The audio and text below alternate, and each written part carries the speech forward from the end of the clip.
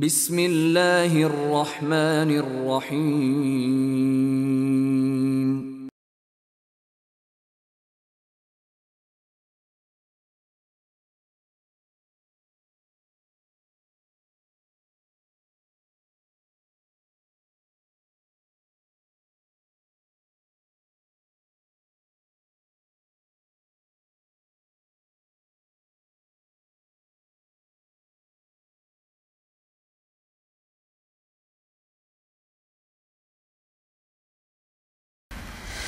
الحمدللہ والصلاة والسلام علی رسول اللہ وعلی آلہ وصحبہ ومن والاه۔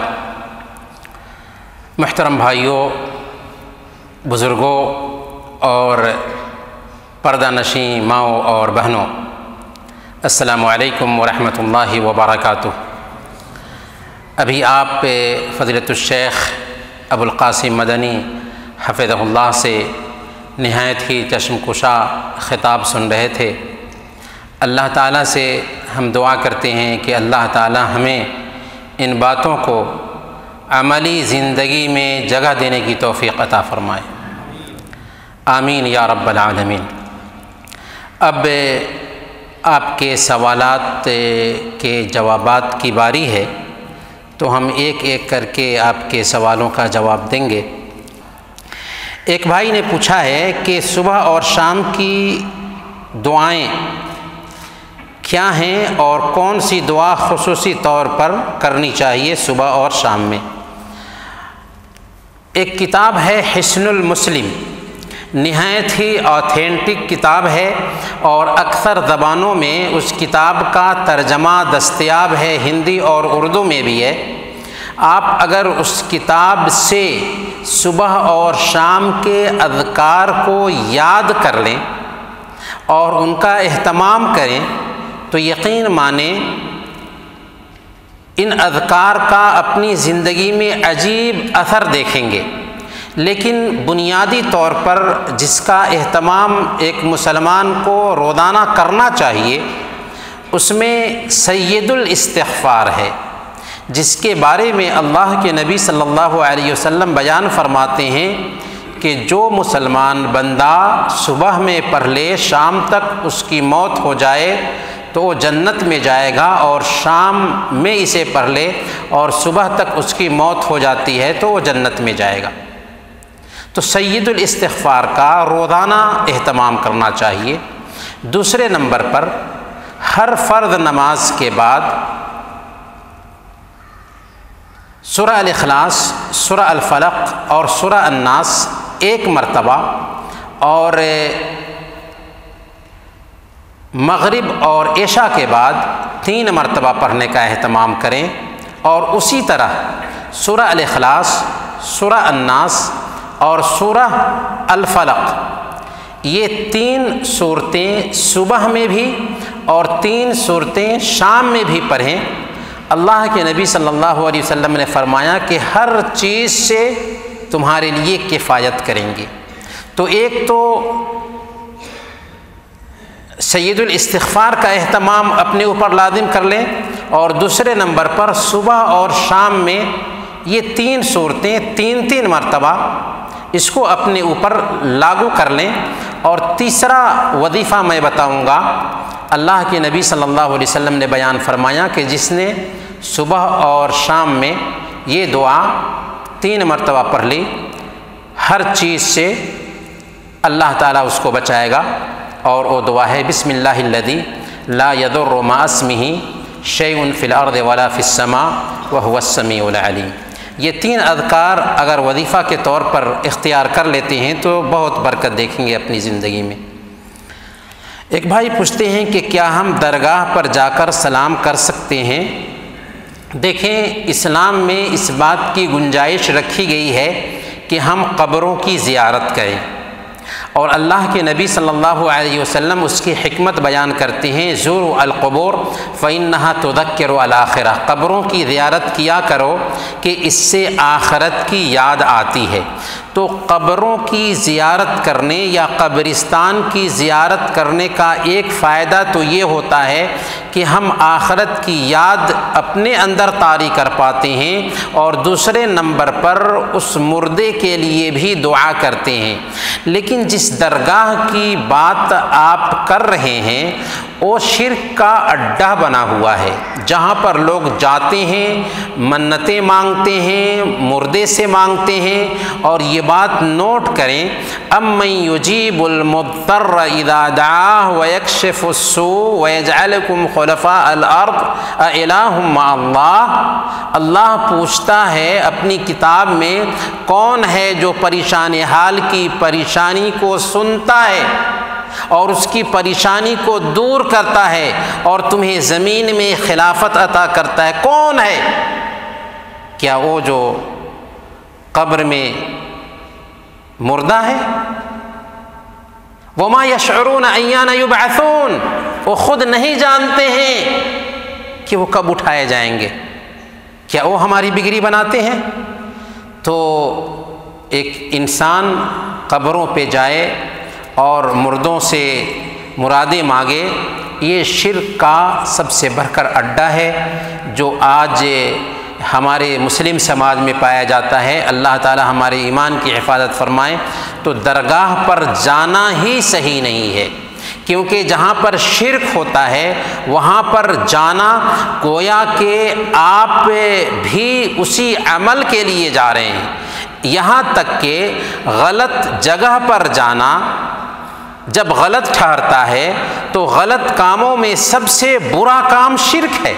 تو جہاں پر شرک ہو رہا ہے وہاں پر ہم کیوں جائیں گے؟ ہاں، قبرستان کی زیارت کے لیے جائیں گے، کیونکہ قبرستان کی زیارت کا حکم ہماری شریعت دیتا ہے۔ ایک بھائی پوچھتے ہیں کہ اگر بیوی شکر گزار نہ ہو تو شوہر کی کمائی پر اس کا کیا اثر ہوتا ہے؟ دیکھیں، اگر بیوی شکر گزار نہیں ہے تو ظاہر سی بات ہے کہ گھر میں برکت بہرحال نہیں آتی ہے۔ اسی لیے بیوی کو نیک اور صالحہ بنانے کے لیے خود فکر مند ہونا چاہیے۔ حضرت ابراہیم علیہ السلام اپنے بیٹے اسماعیل کی بیوی کے پاس جاتے ہیں اور اس سے پوچھتے ہیں کہ تمہارا حال چال کیسا گزر رہا ہے؟ تو وہ کہتی ہے کہ حال چال ٹھیک نہیں گزر رہا ہے۔ تو تاکید کرتے ہیں کہ اسے طلاق دے دیا جائے خلاصہ کے طور پر۔ اس سے پتہ یہ چلتا ہے کہ گھر میں اگر اہل خانہ کے اندر شکر گزاری نہیں ہے تو بہت بڑی رحمت سے ہم محروم ہیں۔ لیکن اگر بیوی کے اندر کوئی کمی پائی جاتی ہے تو اس کمی کو دور کرنے کی ذمہ داری بھی شوہر کی ہوتی ہے۔ اس لیے شوہر کو چاہیے کہ ایک آدمی زیادہ سے زیادہ اپنے گھر والوں کی تربیت پر دھیان دے، اور اگر گھر والوں کی صحیح تربیت ہوگی تو شکر گزاری کا جذبہ بھی پیدا ہوگا۔ ایک بھائی لکھتے ہیں کہ شیخ محترم فجر کے لیے جلد اٹھنے کے لیے کچھ تدابیر بتائیے، بالخصوص آج کل یعنی گرمی میں جبکہ فجر جلدی ہوتی ہے۔ جی ہاں، اس بات کا ہمیں بھی احساس ہے کہ جب کبھی موسم کی تبدیلی عمل میں آتی ہے تو نمازوں کے اوقات بھی بدلتے ہیں، اور فجر کا وقت اگر 3:30 بجے ہو جائے، 4 بجے ہو جائے تو جگنا مشکل ہوتا ہے۔ لیکن ایک مسلمان جو ہوتا ہے، اللہ اور اس کے رسول کے دین کو فالو کرنے والا جو ایمان والا ہوتا ہے، اس کی زندگی اللہ اور اس کے رسول کے قانون کے مطابق گزرتی ہے۔ جب وقت میں تبدیلی آتی ہے تو اس کی زندگی کی روٹین بھی چینج ہونی چاہیے، اس کی زندگی کا نظام بھی چینج ہونا چاہیے۔ اگر ہم 10 بجے سوتے تھے تو 8:30 میں 8:30 کہنے کے بجائے ہم کہہ سکتے ہیں کہ 9 بجے ہم سو سکتے ہیں، کھانا سے فارغ ہو جائیں مغرب کی نماز کے بعد اور عشاء کی نماز سے فارغ ہوتے ہی سو جائیں۔ تو اگر ہم پہلے وقت میں سو جائیں گے تو آسانی کے ساتھ فجر کی نماز کی ادائیگی کر پائیں گے۔ لیکن ہم کیوں نہیں ادائیگی کر پاتے؟ شعوری طور پر فجر کی نماز کی جو اہمیت ہے وہ اہمیت ہمارے ذہن میں نہیں بیٹھی ہوتی ہے۔ تو اگر شعوری طور پر ہمارے ذہن میں فجر کی نماز کی اہمیت بیٹھ جائے گی تو آسانی سے ہم فجر کی نماز پڑھ پائیں گے، جیسے کہ ہمارے ذہن میں اہمیت بیٹھی ہوتی ہے ڈیوٹی کی۔ چنانچہ اگر ڈیوٹی ہماری 3 بجے ہوتی ہے تو کیا ہم 3 بجے جگتے ہیں یا نہیں جگتے ہیں؟ بتائیے، جگتے ہیں نا؟ ہم میں سے ہر آدمی جگتا ہے، کوئی آدمی ایسا نہیں ہوگا کہ اگر 3 بجے ڈیوٹی کر دی گئی ہے تو سویا رہ جائے۔ تو کیوں؟ اس لیے کہ ڈیوٹی کی اہمیت ہم نے سمجھا ہے۔ جب ہم فجر کی نماز کی اہمیت سمجھ لیں گے تو آسانی سے ہمارے لیے جگنا آسان ہو جائے گا۔ کیا ہے اہمیت؟ اللہ کے نبی صلی اللہ علیہ وسلم صحیح مسلم کی روایت کے مطابق بیان فرماتے ہیں، من صلی العشاء فی جماعت فکأنما قام نصف اللیل ومن صلی الصبح فی جماعت فکأنما قام اللیل کلہ۔ جو آدمی عشاء کی نماز جماعت سے ادا کر لیتا ہے گویا کہ آدھی رات تک قیام کیا، اور جو آدمی فجر کی نماز بھی جماعت سے ادا کر لیتا ہے گویا کہ وہ پوری رات تک قیام کرتا رہا۔ کیا اگر اللہ رب العالمین ہمیں پوری رات اجر اور ثواب دے شب بیداری کا، اور ہم شب بیداری کی اہمیت کو، اس کے مقام اور مرتبہ کو سمجھتے ہوں تو کیا کوتاہی کریں گے فجر کی نماز پڑھنے سے؟ قطعاً نہیں۔ اور صحیح مسلم ہی کی روایت ہے، اللہ کے نبی صلی اللہ علیہ وسلم بیان فرماتے ہیں، من صلی الفجر فہو فی ذمۃ اللہ۔ جو آدمی فجر کی نماز پڑھ لیتا ہے وہ اللہ کی گارنٹی میں آ جاتا ہے، اللہ کا باڈی گارڈ اسے حاصل ہو جاتا ہے۔ دنیا والے باڈی گارڈ نہ ہو تو گھر سے نکلنے میں بھی دقت محسوس کرتے ہیں کہ باڈی گارڈ نہیں ہے، لیکن اللہ رب العالمین فرشتوں کی شکل میں ہمارے لیے باڈی گارڈ طے کر دیتا ہے، ہماری نگرانی فرماتا ہے فرشتوں کے ذریعہ، اور فرشتے ہماری حفاظت کر رہے ہوتے ہیں۔ کب؟ جب کہ ہم فجر کی نماز پڑھ لیں۔ تو اگر ہمیں اس بات کا احساس ہوگا کہ فجر کی نماز واقعی بہت اہم چیز ہے، اور اگر ہم فجر کی نماز نہیں پڑھتے ہیں تو شیطان ہمارے کانوں میں پیشاب کرتا ہے۔ اللہ کے نبی صلی اللہ علیہ وسلم کے پاس ایک آدمی کے بارے میں شکایت کی گئی کہ وہ سوتا رہا یہاں تک کہ فجر کی نماز نہیں پڑھ سکا، تو آپ نے فرمایا ذاک رجل بال الشیطان فی اذنیہ، وہ ایسا آدمی ہے جس کے دونوں کان میں شیطان نے پیشاب کر دیا ہے۔ اگر کوئی انسان آپ کے بدن پر پیشاب کر دے تو کیا آپ برداشت کر لیں گے؟ آپ سوئے ہوئے ہیں، کوئی انسان جاتا ہے آپ کے بدن پہ پیشاب کر دیتا ہے یا آپ کے کان پہ پیشاب کرے تو آپ برداشت کر لیں گے؟ لیکن شیطان نہایت ہی خبیث مخلوق آپ کے کان میں پیشاب کرتا ہے اور آپ اسے برداشت کر رہے ہوتے ہیں۔ کیوں؟ اس لیے کہ فجر کی نماز کی اہمیت شعوری طور پر ہمیں معلوم نہیں ہو سکی۔ اس لیے میرے بھائیوں، ہم اپنی زندگی کے لیے پلاننگ کریں گے، جیسے دنیا کے کام کو آسانی سے کر لیتے ہیں فجر کی نماز بھی آسانی سے ادا کرنا شروع کر دیں گے۔ آج ہی سے طے کیجیے، الارم گھڑی استعمال کیجیے، 1 مرتبہ نہیں 3-4 مرتبہ الارم لگائیے، 3-4 مرتبہ الارم لگائیے۔ اور دوسرے نمبر پر اپنے کسی ساتھی کو کہیے جگا دینے کے لیے۔ اگر آپ اپنے کسی ساتھی سے کہیں گے جگا دینے کے لیے، آسانی سے آپ کے لیے فجر کی نماز کا اہتمام آسان ہو سکتا ہے۔ اور رات میں کم کھانے کی کوشش کیجیے۔ ایک بھائی پوچھتے ہیں کہ باتھ روم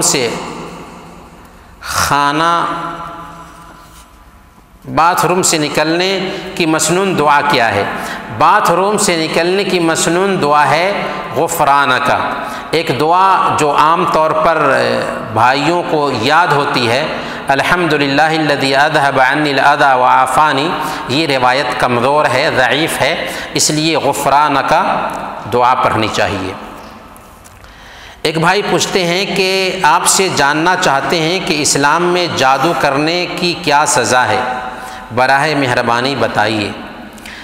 جادو کرنا کفر ہے، اور اللہ کے نبی صلی اللہ علیہ وسلم نے بیان فرمایا اجتنبوا السبع الموبقات، 7 ہلاک کرنے والی چیزوں سے بچو، ان میں سے ایک جادو کا ذکر کیا۔ اور اگر کوئی آدمی جادو کرتا ہے یا جادو سیکھتا ہے تو ایسا انسان کفریہ عمل کرتا ہے۔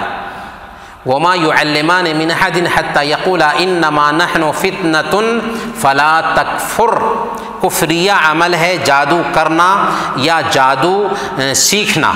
اور اگر کوئی آدمی جادوگر ہمارے سماج میں پایا جاتا ہے تو اسلام نے اس کے لیے سزا یہ طے کی ہے کہ حد الساحر ضربۃ بالسیف، جادوگر کی سزا یہ ہے کہ اس کا سر قلم کر دیا جائے، اسے ختم کر دیا جائے، اس کو جینے کا حق نہ دیا جائے۔ لیکن یہ سزا ہم میں سے کوئی انسان اٹھ کر کے اسے نہیں دے سکتا، یا پنچایت نہیں دے سکتی، بلکہ یہ سزا اسلامی کورٹ دے گا۔ جہاں پر اسلامی قانون کی تنفیذ ہوتی ہے وہاں پر جادوگر کو یہ سزا ملے گی، ہمیں اور آپ کو سزا دینے کا اختیار نہیں ہے۔ ایک بھائی پوچھتے ہیں کہ کیا رمضان میں 15 پارہ تراویح پڑھ سکتے ہیں، اور تراویح کی نماز انڈیا میں شادی خانہ میں پڑھائی جاتی ہے، کیا شادی خانہ میں تراویح کی نماز پڑھی جا سکتی ہے؟ کوئی بھی پاک جگہ ہے تو وہاں پر نمازیں پڑھی جا سکتی ہیں، چاہے شادی خانہ ہو یا کوئی بھی جگہ ہو، پاک جگہ ہے تو وہاں پر نماز پڑھی جا سکتی ہے۔ اور 15 پارہ پڑھنا کوئی ضروری نہیں ہے، اگر ایک پارہ ہی پڑھ رہے ہیں اور تجوید کے ساتھ میں، قرأت کے ساتھ میں حروف کی مخارج کی رعایت کرتے ہوئے پڑھ رہے ہیں تو اچھی چیز ہے، اور اگر قرآن مکمل کر لیں تو اس میں بھی کوئی حرج کی بات نہیں ہے۔ بہرحال رمضان میں جو تراویح کی نماز ہے اس میں قرأت ایسی ہونی چاہیے کہ الفاظ کٹے نہیں، اور عام طور پر بر صغیر پاک و ہند میں جو رجحان ہے کہ بہت تیزی میں پڑھتے ہیں، یہاں تک کہ الفاظ بھی سمجھ میں نہیں آتے، تو یہ قرآن کی ایک طرح سے بے حرمتی ہے۔ ایک بھائی نے پوچھا ہے کہ نماز تسبیح کی کیا فضیلت ہے؟ نماز تسبیح یا صلاۃ التسبیح یہ ایسی نماز ہے جس کی وصیت اللہ کے نبی صلی اللہ علیہ وسلم نے اپنے چچا کو کی تھی، عباس رضی اللہ تعالیٰ عنہ کی تھی، اور اس کی کیفیت بتائی تھی، اور کہا تھا کہ اسے اگر روزانہ پڑھ سکتے ہو تو روزانہ پڑھ لیں، یا ہفتہ میں 1 دن، یا مہینہ میں 1 دن، یا سال میں 1 دن، یا زندگی میں 1 دن پڑھیں۔ لیکن اس حدیث کی تحقیق سے پتہ یہ چلتا ہے کہ یہ حدیث کمزور اور ضعیف ہے۔ بعض علماء اس کے قائل ضرور ہیں، لیکن محققین علماء کی رائے یہ ہے کہ صلاۃ التسبیح کے حوالے سے یہ جو روایت آئی ہے صرف ایک ہی روایت ہے، اور یہ روایت کی سند جو ہے نا پائے ثبوت کو نہیں پہنچتی ہے، لہذا اس نماز کا اہتمام بہرحال نہیں کرنا چاہیے۔ اس کے علاوہ بہت ساری نماز ہے جس کا اہتمام ہم کر سکتے ہیں۔ چاشت کی نماز ہے، چاشت کی نماز کا اہتمام کریں۔ مختلف احادیث میں اس کا حکم دیا گیا ہے کہ یہ جسم کے جو 360 اعضاء ہیں ان کا کفارہ بنتی ہے۔ اسی طریقے سے اگر کوئی آدمی فجر کے بعد جماعت کی نماز پڑھ کر کے مسجد میں بیٹھا رہتا ہے یہاں تک کہ سورج نکل جائے اور 2 رکعت پڑھ لیتا ہے تو اس کو 1 حج اور 1 عمرہ کا ثواب ملتا ہے، بالکل صحیح روایت ہے۔ لیکن صلاۃ التسبیح کے حوالے سے جو روایت آئی ہے وہ ضعیف اور ڈیمیج ہے، لہذا اس نماز کا اہتمام نہ کرنا بہتر ہے۔ ایک بھائی پوچھتے ہیں کہ دین پر ثابت قدمی کے لیے کیا کرنا چاہیے؟ سب سے پہلے دین پر ثابت قدمی کے لیے ہم گزارش کریں گے کہ آپ اللہ رب العالمین سے دعا کریں کہ اللہ تعالیٰ آپ کو دین پر ثابت قدم رکھے، ہمیں دین پر ثابت قدم رکھے، کیونکہ دل کا مالک اللہ تعالیٰ ہے اور وہی ہمارے دل کو پھیر سکتا ہے۔ اللہ کے نبی صلی اللہ علیہ وسلم کی زندگی میں ہم جھانک کر دیکھتے ہیں تو پتہ چلتا ہے کہ اللہ کے نبی صلی اللہ علیہ وسلم یہ دعا کثرت سے پڑھتے تھے۔ کون سی دعا ہے جی؟ اللہم یا مقلب القلوب ثبت قلبی علی دینک، بارک اللہ فیک۔ اللہم یا مقلب القلوب ثبت قلبی علی دینک، اے دلوں کو پھیرنے والے میرے دل کو اپنے دین پر جما دے۔ حضرت ام سلمہ رضی اللہ تعالی عنہ اس دعا کا اللہ کے نبی صلی اللہ علیہ وسلم کو کثرت سے اہتمام کرتے ہوئے دیکھتی ہیں تو ایک دن پوچھ دیتی ہیں کہ یا رسول اللہ صلی اللہ علیہ وسلم، آپ اس دعا کا اس کثرت سے اہتمام کرتے ہیں، آخر اس کی وجہ کیا ہے؟ تو آپ نے فرمایا تھا، اے عائشہ، انسان کے دل اللہ کی دو انگلیوں کے بیچ ہے، جیسے چاہتا ہے اللہ تعالیٰ انہیں پھیرتا رہتا ہے، اس لیے ہمیں چاہیے کہ کثرت سے اس طرح کی دعاؤں کا اہتمام کریں۔ تو سب سے پہلے دین پر ثابت قدمی کے لیے اللہ سے دین پر ثبات قدمی کی دعا کرنی چاہیے۔ دوسرے نمبر پر ہمیں چاہیے کہ قرآن کریم سے اپنا تعلق مضبوط کریں، کیونکہ قرآن کریم ایک ایسی کتاب ہے جو نہایت ہی گنوار قسم کے انسان کو بھی بدل سکتی ہے۔ لہذا اگر ہم قرآن کریم سے اپنا تعلق مضبوط رکھیں گے، کبھی بھی کسی بھی حالت میں ہمارے اندر بے راہ روی نہیں آئے گی۔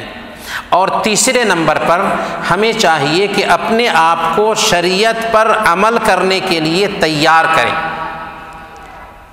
یعنی نمازوں کا اہتمام ہے، باتیں تو سمجھا دی جاتی ہیں لیکن باتیں ذہن سے نکل جاتی ہیں، کیوں؟ اس لیے کہ ان کو شعوری طور پر ہم نہیں سنتے ہیں اور پھر اپنے آپ کو ان باتوں پر عمل کرنے کے لیے تیار نہیں کرتے ہیں۔ ابھی شیخ بتا رہے تھے کہ ٹھیک ہے، ایک تو یہ ہے کہ باتیں ہم سن لیں لیکن جب تک کہ ان باتوں کو پر عمل کرنے کے لیے خود کو تیار نہیں کریں گے تب تک کہ اس کا اثر ہماری زندگی پر نہیں آئے گا، اور جب ہم کوشش کرتے ہیں تو اللہ کی توفیق حاصل ہوتی ہے۔ والذین جاہدوا فینا لنہدینہم سبلنا، جو لوگ ہمارے راستے میں کوشش کرتے ہیں ہم ان کو راستہ دکھاتے ہیں۔ تو شریعت پر عمل کریں گے تو عجیب طریقے سے دین پر ثبات قدمی حاصل ہوگی۔ اور چوتھا اس حوالے سے وسیلہ یہ ہے کہ نیک صحبت اختیار کریں۔ یہ نیک صحبت کی دلیل ہے کہ یہاں پہ ہمارے بھائی اکٹھا ہوئے ہیں، ہماری بہنیں اس مسجد میں اکٹھا ہیں، یہ نیک صحبت کی پہچان ہے۔ اگر صحبت اچھی نہیں ہوگی نا تو عجیب طریقے سے ہم برے لوگوں کے ساتھ رہنے کی وجہ سے برے ہو جائیں گے۔ نیک لوگوں کے ساتھ رہیں گے تو اگرچہ ہمارے اندر بہت ساری خرابیاں ہوں لیکن نیک لوگوں کی صحبت ہونے کی وجہ سے ہم بھی اچھے ہونے لگیں گے۔ تو یہ چار کام اگر ہم کر لیں تو انشاءاللہ دین پر ثبات قدمی نصیب ہوگی۔ ایک بھائی پوچھتے ہیں کہ سعودیہ کی حکومت نے اعلان کیا ہے کہ عورتیں بغیر محرم کے حج اور عمرہ کر سکتی ہیں، کیا یہ بات صحیح ہے؟ اگر صحیح ہے تو کیا وہ بغیر محرم کے عمرہ اور حج کر سکتی ہیں؟ اس بارے میں وضاحت کریں۔ پتہ نہیں حکومت نے کیا اعلان کیا ہے، لیکن ہماری شریعت کا یہ فیصلہ ہے کہ عورت کے اوپر حج تبھی فرض ہے جب کہ اس کے پاس محرم ہو۔ اگر اس کے پاس محرم نہیں ہے تو اس کے اوپر حج اور عمرہ فرض ہے ہی نہیں۔ یعنی عورت کے لیے حج اور عمرہ کی فرضیت کے حوالے سے ایک اضافی شرط یہ ہے کہ اس کے پاس محرم ہو، شوہر ہو، بھائی ہو، چچا ہو، ماموں ہو، بھتیجا ہو، بھانجا ہو، یہ محرم کہلاتے ہیں۔ ان میں سے کوئی ایک ہے تو ٹھیک، اگر نہیں ہے تو ایسی بندی کو حج اور عمرہ کے لیے سوچنا نہیں چاہیے۔ دوسری بہت ساری نیکیاں ہیں، ان نیکیوں میں تو لگے نا۔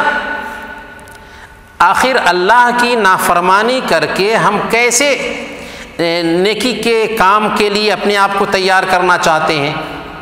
یاد رکھیں اللہ کی نافرمانی کر کے اگر ہم نیکی کا کام کریں گے تو اس میں برکت نہیں آئے گی، لیکن اس کے باوجود بھی بعض علماء یہ رائے رکھتے ہیں کہ اگر کوئی عورت نیک صحبت میں جاتی ہے حج اور عمرہ کرنے کے لیے تو اس کا عمرہ ہو جائے گا، پر یہ بہتر نہیں ہے۔ ایک عورت کے لیے جب محرم کی شرط ہے اور اس عورت پر حج اور عمرہ فرض ہی نہیں ہے تو خواہ مخواہ اس عمل میں اس کو داخل ہونا ہی نہیں چاہیے۔ دوسری بہت ساری نیکیاں ہیں جنہیں کرنے کی طرف دھیان دینا چاہیے۔ ایک بھائی نے پوچھا ہے کہ میری امی کی آنکھ خراب ہو گئی ہے، ان کی شفا یابی کے لیے دعا کریں۔ ہم اللہ تعالیٰ سے دعا کرتے ہیں آپ کی امی کے لیے اور ہمارے ان بھائیوں اور بہنوں کے رشتہ دار کے لیے، یا ایسے دوسرے بھائی یا بہن جو بیمار ہیں ان سب کے لیے کہ اللہ تعالیٰ انہیں شفائے عاجلہ کاملہ نصیب فرمائے۔ اللہ تعالیٰ سے ہم دعا کرتے ہیں کہ الہ العالمین تو ہم سب کے مسائل حل فرما دے، ہمارے آل و اولاد کی حفاظت فرما، اور ہم سب کو زندہ رکھنا تو ایمان پر زندہ رکھنا، اور وفات دینا تو ایمان پر وفات دینا۔ وصلی اللہ علی نبینا محمد وعلی آلہ وصحبہ اجمعین۔